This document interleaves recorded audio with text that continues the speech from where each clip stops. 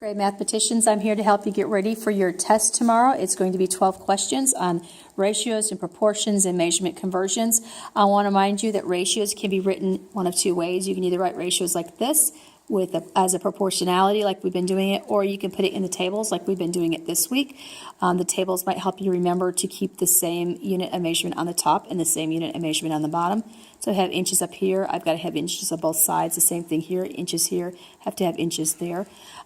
So this is the way you set them up. Either way it's going to work. We also talked today about how we noticed that if we have a 1 here and a blank there, that's going to be multiplication because I end up with 1x equals something times something. And if I have a number that is not a 1 across from my blank box or from my blank space, that is then going to be division because I'm going to have to divide it to get it away from the x so that I'm ready to do the problem. I also wanted to show you this, that when I'm writing out my problems, that I can write them out this way, like 4 times 3 divided by 2, or I could write them this way, like 4 times 3 divided by 2. Both are going to be talking about the same kind of thing. In our test today, 12 questions. We've got 4 questions on each teak. So our first one's talking about converting measurements. It's pretty simple to convert measurements. We're going to set them up as our ratios. And we're just going to go through the process, making sure that we use our STAR resource sheet. So here's an example of what we might have. So here, if I have $1 per ounce and I had 3 pounds, this is kind of a multi-step problem because first I had to figure out how much I had per ounce. Well, $1 per ounce is really easy. I could figure out, well, $1 per ounce is just going to be $16 for 16 ounces, which is $16 a pound, and then I'm going to take 16 times 3. But if I was going to write that down, I could write down the steps like this, and I could say, well, 1 times 16, that's $1 times 16 ounces, and then take that times 3 pounds. Or I could take 3 pounds times 16 ounces to find out how many total ounces I have per dollar per ounce, and then take that times $1. Either one is going to give me the right answer.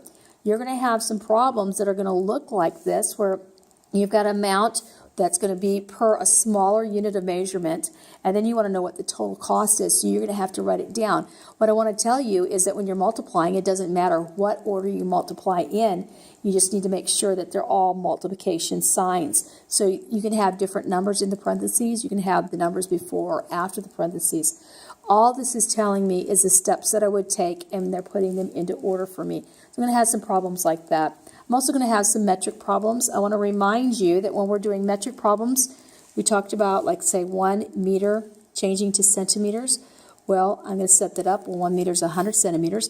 And I could just write it like this. I could say, well, centimeters equals 100 meters. You say, what? What does that mean? Well, if 1 meter is 100 centimeters, then it's 100 times that meter, or 100 times 1 is going to give me my centimeters.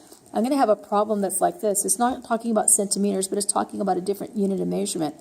I want to remind you that centi means 100. So if I have a centimeter, it would be 100 centimeters for 1 meter. If I have a centigram, it's 100 grams, 100 centigrams per gram.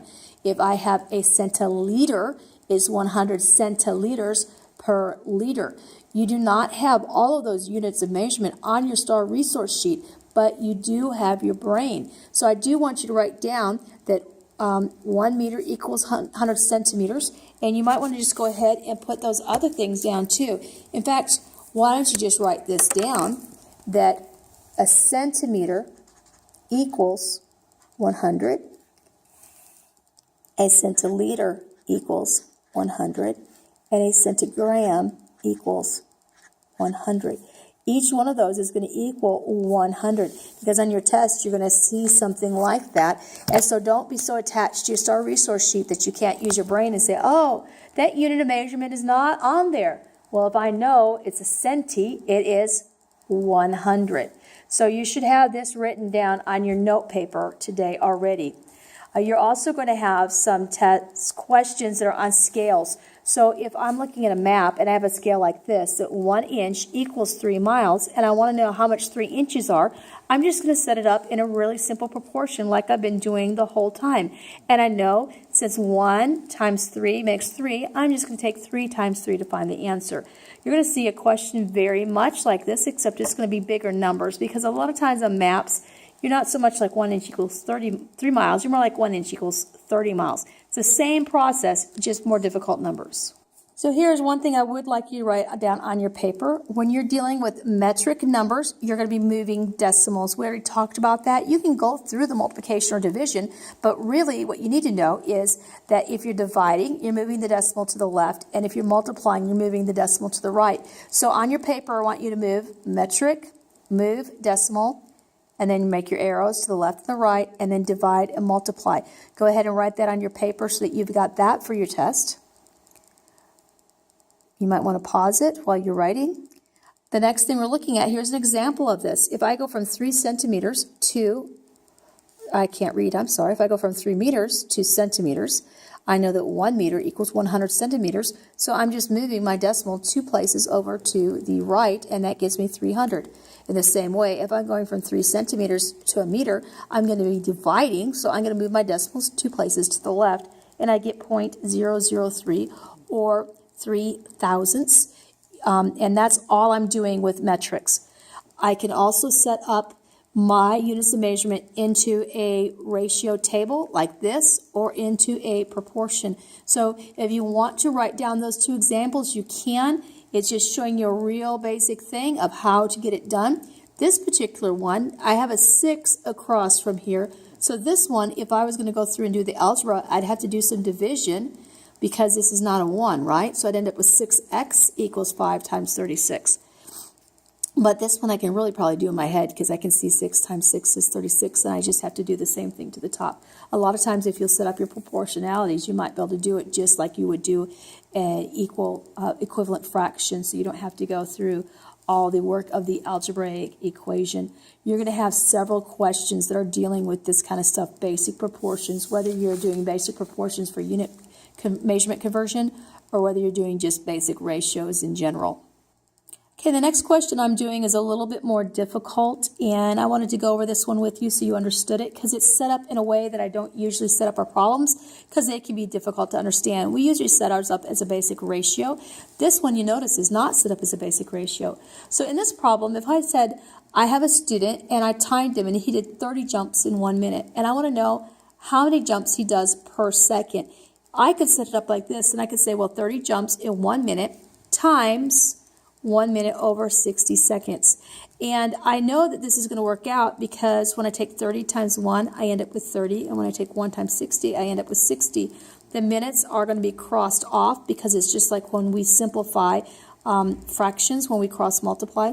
And then we end up over here with 30 jumps over 60 seconds, and I know now I'm just doing some division. I'm going to be doing a problem just like that in your test this week. So I want to make sure you remember, when you're converting like this, if you know this, I could figure out, well, if I want to find out how many jumps per second, I'm just taking 30 divided by my amount of seconds. So I'm going to have to make sure when I get done, I'm going to end up with something like this. That's what I'm looking for. Your other 2 questions are just basic unit conversions. You're just taking those measurements and converting them. We have a lot of metric ones. I have a few other ones. I think this test should be an easy test for you if you take your time and really think about what you're doing. If you write down those conversions, consult your STAR resource sheet, make sure you understand which units of measure that you're using, so that you're not pulling wrong numbers because you think you know what the answer is. Make sure you write down those notes that I told you to write down as we did the notes, and take your test and write them down. When you get your test here, I would take and I'd write my notes down on my test. I'd write down about the metrics and moving the decimals back and forth. I might put an example of my proportions that I put down. I might even put an example like this on here, because I'm telling you, it'll help you get your test correct if you write these things down. Good luck.